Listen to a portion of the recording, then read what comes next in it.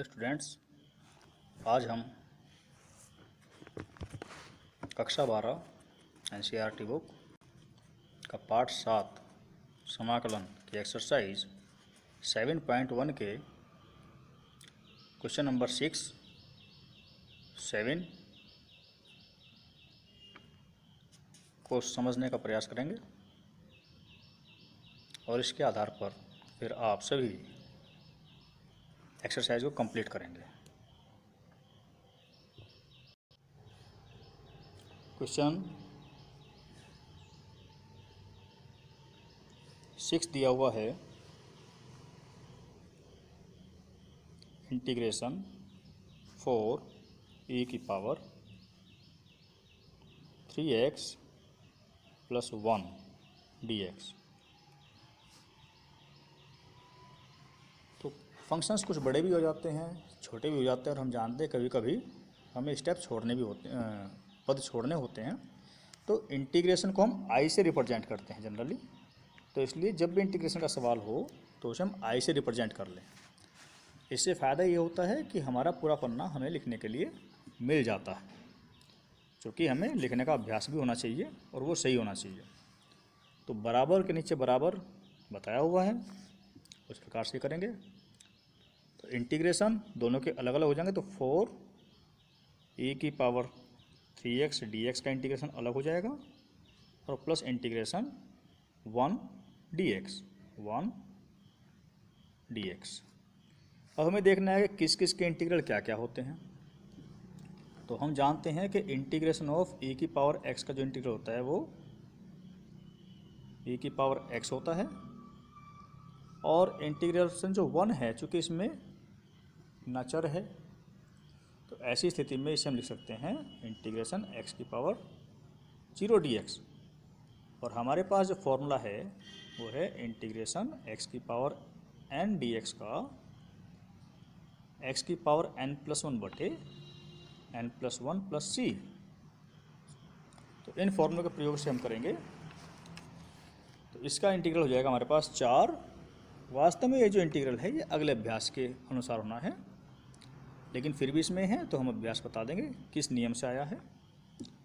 तो 4 e की power 3x का इंटीग्रल हमने निरीक्षण विधि में किया था, तो उसी प्रकार से अगर करेंगे तो क्या हो जाएगा, e की पावर का जो कहते हो e की पावर 3x और बटे 3x का 3 प्लस ये हो जाएगा 1 dx का x की पावर 0 + 1 बटे 0 + 1 एंड प्लस c, यानी 4/3 e की power 3x plus x plus c। अब बात आती है कि ये कैसे आया। तो वास्तव में इसका जो मेथड है वो अगली एक्सरसाइज में आएगा, प्रतिस्थापन विधि, लेकिन हम एक जनरल फार्मूला डेवलप कर सकते हैं, तो उसको हम याद कर लेंगे। अगर हमारे पास इफ इंटीग्रेशन ऑफ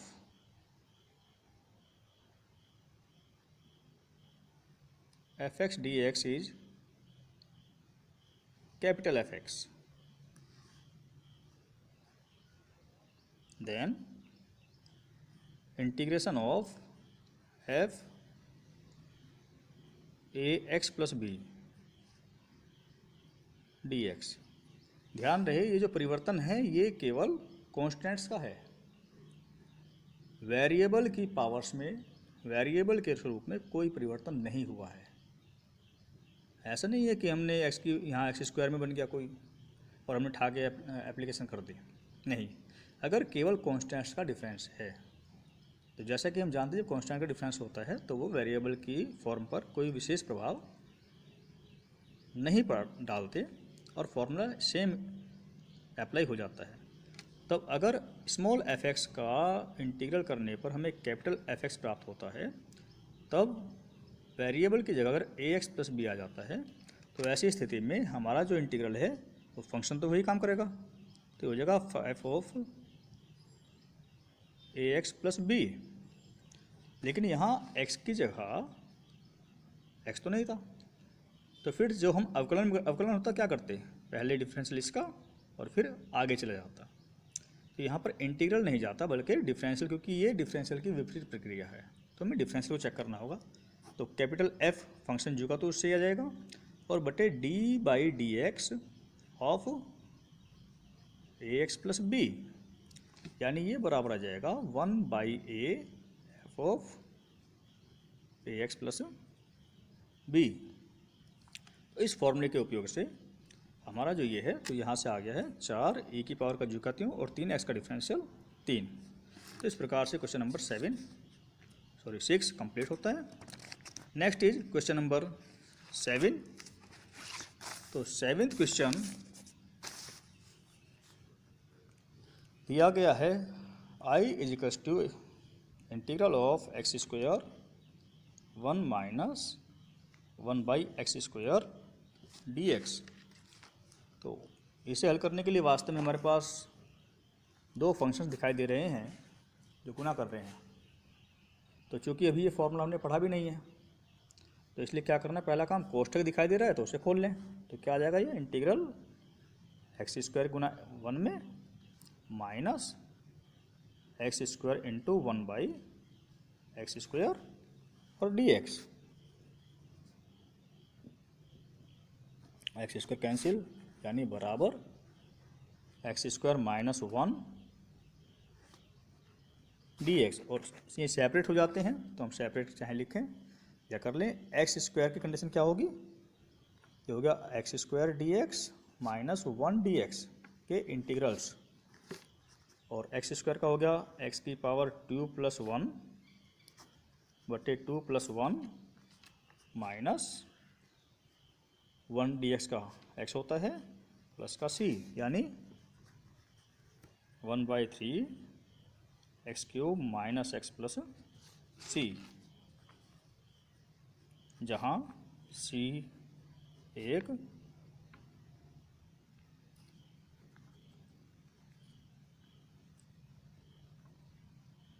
समाकलन नियतांक है।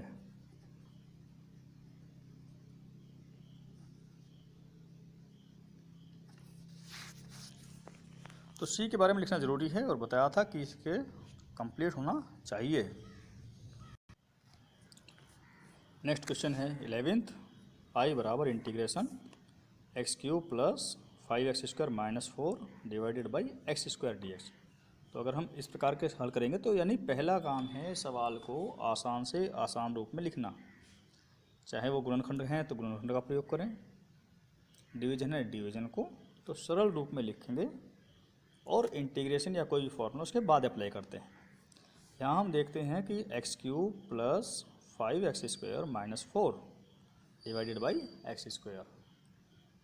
अंश में 3 पद हैं, हर में केवल 1 पद है, तो ये अकेला पद अगर सबको भाग कर देगा तो हमें दिख रहा है कि एक पावरें कम हो जाएंगी, तो इसलिए इनको हम लिखेंगे बराबर इंटीग्रेशन x³ बटे x², 5x² बटे x² माइनस 4 बटे x² dx, या ये बराबर ये आ गया x प्लस 5 माइनस 4। अब बटे में x² आया है, बटे में x तो फॉर्मूला है भी, तो पावर बटे में 2 है तो ऊपर आकर के माइनस की 2 आ जाएगी। सभी फॉर्मूले हमारे गुणा पर अप्लाई होते हैं, बटे का केवल एक ही फॉर्मूला है जब वो बटे में x आ जाए, ये dx, या ये बराबर आ जाएगा x का उसी फॉर्मूले से x²/2, पावर इसकी 1 है तो 1 + 1 और बटे 1 + 1 प्लस 5 इसमें नहीं है, पावर 0 मानी जाएगी, तो x माइनस 4, x की पावर -2 है तो भाई x की पावर -2 + 1 बटे -2 + 1 और इज इक्वल्स टू और प्लस c रहता ही है, x square by 2 plus 5x minus 4 x की पावर -1 बटे -1 प्लस सी और is equals to x square by 2 plus 5x plus 4/x plus c. C क्या है? जहाँ सी एक समाकलन नियतांक है।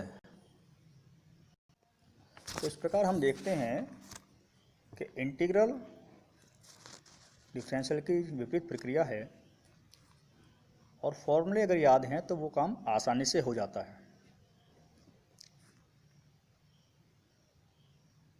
सी का लिखना अनिवार्य है, उसको ज़रूर हम देख लेंगे और फॉर्मूले को कंप्लीट याद करेंगे।